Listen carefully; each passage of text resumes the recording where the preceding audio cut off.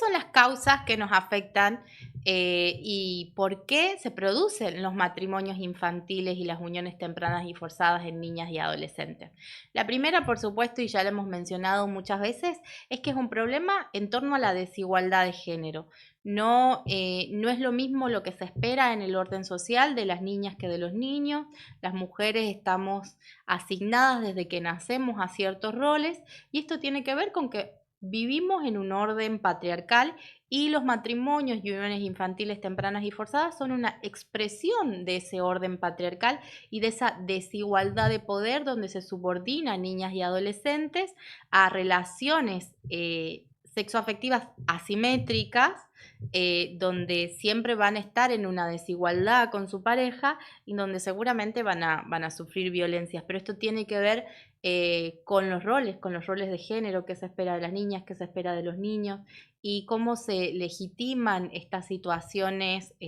socialmente y como un mandato cultural de lo que debería ser. La mujer debería formar una familia, debería casarse, debería tener hijos y cómo esta noción patriarcal se lleva a ámbitos donde las niñas están sumamente vulnerables y desprotegidas y se aprovecha eso para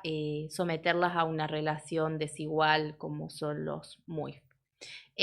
Sin duda otra causa muy importante y sobre todo en nuestra región de América Latina y el Caribe es la pobreza. La falta de recursos y oportunidades económicas empuja a muchas familias y a veces a las propias niñas a pensar a los matrimonios y uniones infantiles tempranas y forzadas como una estrategia de supervivencia,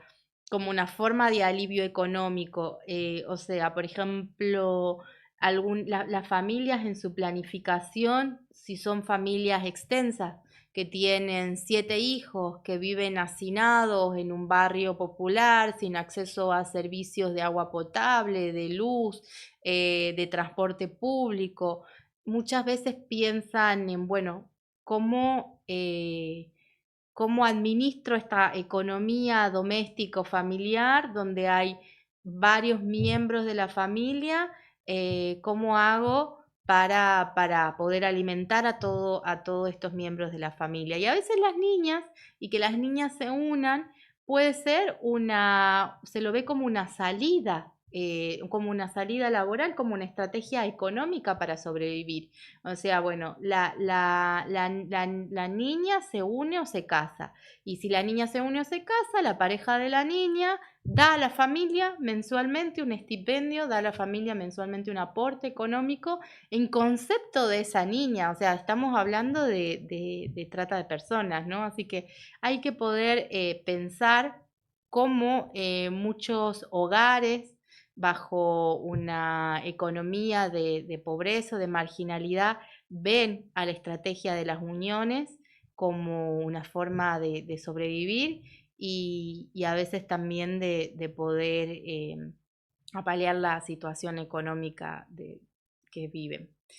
Otra de las importantes causas estructurales de los matrimonios infantiles es la deficiencia de la implementación de la educación sexual integral. Por supuesto, la ausencia o la debilidad de políticas públicas orientadas a garantizar la educación sexual integral va a limitar el acceso de las niñas y adolescentes a la información sobre sus derechos, sobre su autonomía corporal, sobre su salud. No estamos diciendo que las niñas o adolescentes no se relacionen afectivamente con pares, no establezcan vínculos, no, o sea, no estamos hablando de eso, estamos hablando de que cuando estas relaciones se producen con adultos en una situación de desigualdad de poder donde ellas están expuestas a sufrir violencia. ¿Y cómo es posible detectar este tipo de situaciones? A través de la educación sexual integral. Si se imparte educación sexual integral en las escuelas, tanto en el nivel primario como en el nivel secundario, es posible que las niñas y adolescentes puedan identificar cuáles son las alternativas y las opciones que tienen para generar otros proyectos de vida que no sea la unión o el matrimonio. Otra de las causas estructurales de los MUIF tiene que ver con el déficit en el acceso a los derechos sexuales y reproductivos. Muchas veces los embarazos tempranos en la adolescencia son una causa y son una consecuencia de los matrimonios infantiles. A veces la adolescente o la niña queda embarazada y después se le obliga a que porque quedó embarazada tiene que unirse o casarse, y a veces es al revés. O sea que si esa niña pudiera haber accedido a métodos anticonceptivos, pudiera haber accedido a educación sexual integral, pudiera haber tenido más información y herramientas para el ejercicio libre y pleno de su sexualidad, quizás no hubiese quedado embarazada. Entonces es importante reflexionar sobre cómo el acceso a los derechos sexuales y reproductivos condiciona también la decisión de unirse o casarse a temprana edad. Y después también, por supuesto, las presiones socioculturales y los dispositivos normativos comunitarios que en múltiples contextos hace que los matrimonios y las uniones infantiles tempranas y forzadas se condicionan por las normas sociales, por los mandatos sociales, por lo que se espera que esas niñas o adolescentes hagan, por el hecho de ser mujer o por el hecho de pertenecer a determinada comunidad. Y esto, repito, no es intrínseco a un pueblo indígena o a un pueblo afrodescendiente, pero a veces estas comunidades refuerzan más ciertos estereotipos que exponen especialmente a las niñas indígenas o a las niñas afrodescendientes a estas prácticas. Entonces es importante poder pensar estos mandatos culturales dentro de ciertas comunidades que, por ejemplo, privilegian la virginidad, el control de la sexualidad femenina, la reproducción, la reproducción a temprana edad, o sea, tener muchos hijos y tener muchos hijos joven, qué conceptos hay sobre esa maternidad. Creo que esto es súper importante poder discutirlo porque también nos lanza, y algo de lo que ya hablaremos más adelante, pero nos lanza a un ámbito dentro del cual tenemos que trabajar, que es el ámbito comunitario. Es decir, no solo hay que reformar las leyes y mejorar por las políticas públicas, sino también trabajar con las comunidades, porque es donde se originan muchos mitos y mandatos que dan después lugar a los matrimonios infantiles y las uniones tempranas y forzadas.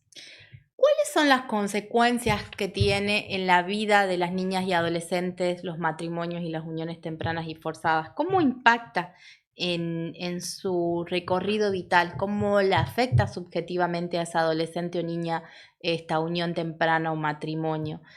Primero, hay que decir que están más expuestas a sufrir situaciones de violencia de género. Si ya estamos diciendo que es una niña de 14 años que se une o que se casa con un hombre de 45 años, claramente hay una desigualdad de poder ahí, por lo tanto va a haber una situación seguramente de violencia económica, donde se controle los recursos o no a los que accede esa niña o adolescente, que va a depender de su pareja para poder alimentarse, para poder movilizarse. Este es un ejemplo de una situación de violencia que se puede producir en la unión o en el matrimonio. También hay registros de que muchas niñas o adolescentes sufren violencia sexual, que es la primera de las violencias que aparece en el marco de estas relaciones. Violencia física, cuando se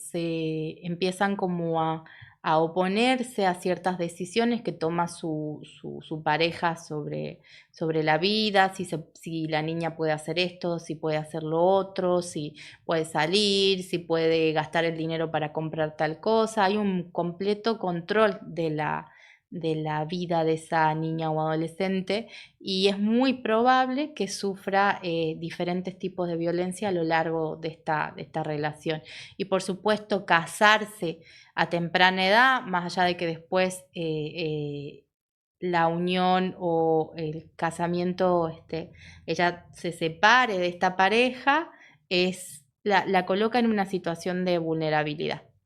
O ser una niña o una adolescente que se casó a temprana edad, independientemente que corte después de esta relación, la coloca ya para toda su vida, para todo su recorrido, en una situación de especial vulnerabilidad. Entonces es muy importante que lo podamos ver como algo que las va a afectar siempre. Eh, Después las relaciones, bueno, claramente están marcadas por una desigualdad de poder, como decía, porque estamos hablando de hombres adultos con niñas, de hombres adultos que tienen quizás acceso al trabajo, por lo tanto tienen acceso al dinero,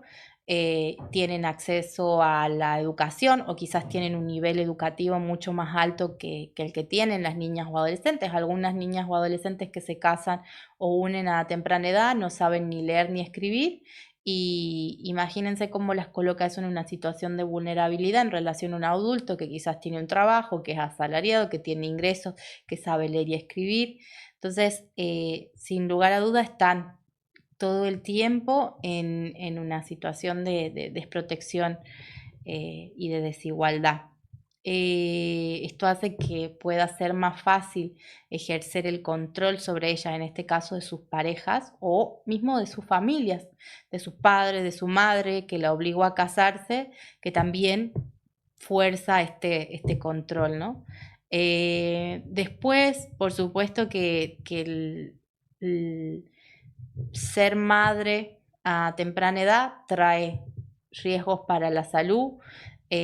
porque el cuerpo no está preparado para eso. Hablamos de niñas de 13, de 14 años, que todavía quizás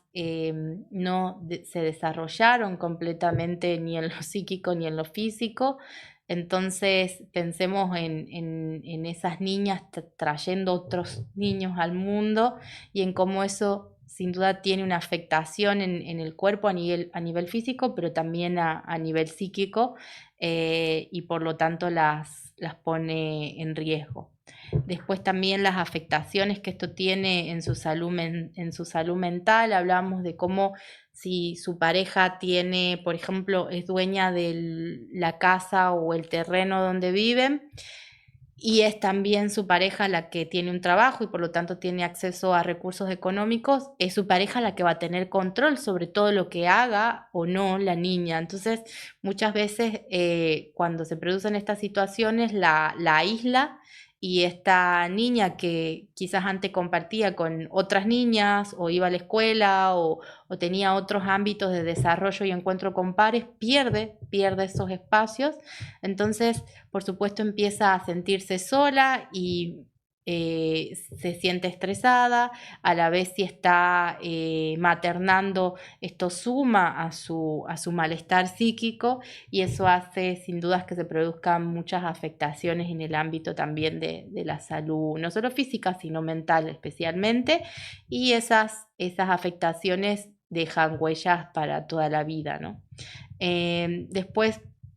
la reproducción intergeneracional de la pobreza y la exclusión suelen ser algo que trae acarreado los matrimonios y las uniones tempranas y forzadas, porque muchas veces hablamos de historias familiares que son atravesadas por los matrimonios infantiles. Por ejemplo, si mi abuela era pobre y hace 70 años ella tenía